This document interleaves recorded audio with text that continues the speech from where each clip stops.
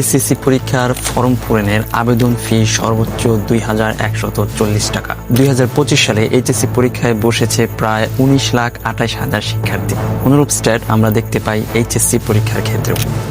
অর্থাৎ প্রতি বছর কোটি কোটি টাকা খরচ করে আয়োজন করা হচ্ছে এই সব বোর্ড পরীক্ষা। ইন্ডিভিজুয়ালি একজন শিক্ষার্থী এখানে তাদের কোচিং, গাইড, ফর্ম পূরণের ফি সব মিলিয়ে খরচ করে প্রায় 20 থেকে 30,000 টাকা। এত টাকা খরচ করে দুইটি পরীক্ষা দিয়ে আমরা সেই শিক্ষার্থীদেরই বসতে হয় ভর্তি পরীক্ষা নামক যুদ্ধে।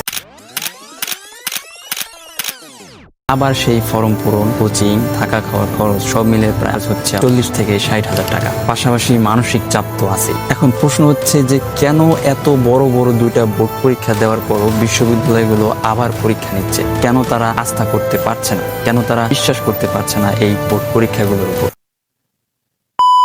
এইচএসসিতে এ প্লাস পাওয়ার শিক্ষার্থীর সংখ্যা 2024 সালে ছিল প্রায় 1,12,000 প্লাস। তাদের বেশিরভাগই ভর্তি পরীক্ষায় অংশ নিয়েছিল। কিন্তু ঢাকা বিশ্ববিদ্যালয়ের ভর্তি পরীক্ষায় 2024 সালে 91% শিক্ষার্থী ফেল করে। অর্থাৎ এ প্লাস পাওয়া হাজার হাজার শিক্ষার্থী বাস্তব মেধা যাচাই টিকতে পারেনি। ঢাবি বিজ্ঞান ইউনিটে 2024 সালে 1,15,000 প্লাস শিক্ষার্থী অংশগ্রহণ করেছিল। অর্থাৎ সেখানে আসন ছিল মাত্র 1,851টা। প্রতিটা আসনের বিপরীতে লড়াই করেছে প্রায় 62 জন শিক্ষার্থী। তবে এখানে আমরা প্রতিযোগিতার কথা বলছি না, এখানে বলা হচ্ছে পরীক্ষার ফলাফলের কথা। জিপিএ 5 পাওয়া শিক্ষার্থীরা যদি ভর্তি পরীক্ষা এভাবে টিকতে না পারে, এভাবে গণহারে ফেল করে, তাহলে যেই বোর্ড পরীক্ষাগুলোর মাধ্যমে তারা জিপিএ 5 পেয়েছে, সেই বোর্ড পরীক্ষাগুলোর মানের উপর প্রশ্ন তোলা কি অন্যায় কিনা সেটা আপনারা বিবেচনা করুন। সো বোর্ড পরীক্ষাগুলো এমন নিম্নমানের হওয়ার পিছনের কারণগুলো কি আসলে?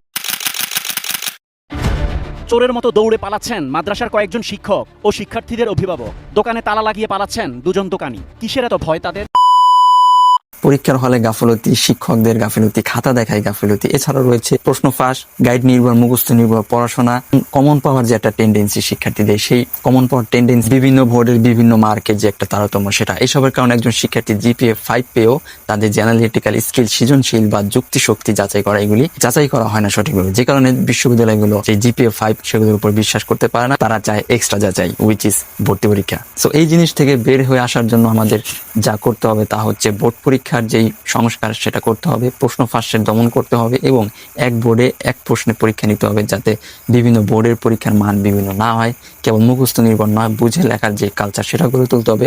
পরীক্ষার হলগুলোতে কঠোর ব্যবস্থাপনা করতে হবে। খাতা দেখায় অবশ্যই সচেতন হতে হবে।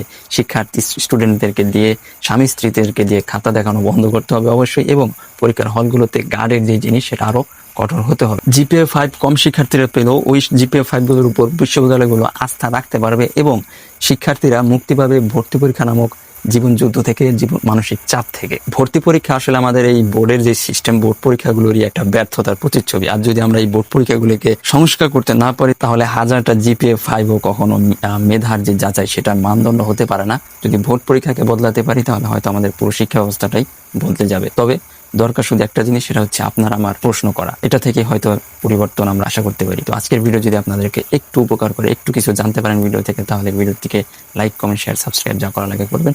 দেখা হবে আপনাদের সাথে পরবর্তী ভিডিওতে। আল্লাহ হাফেজ।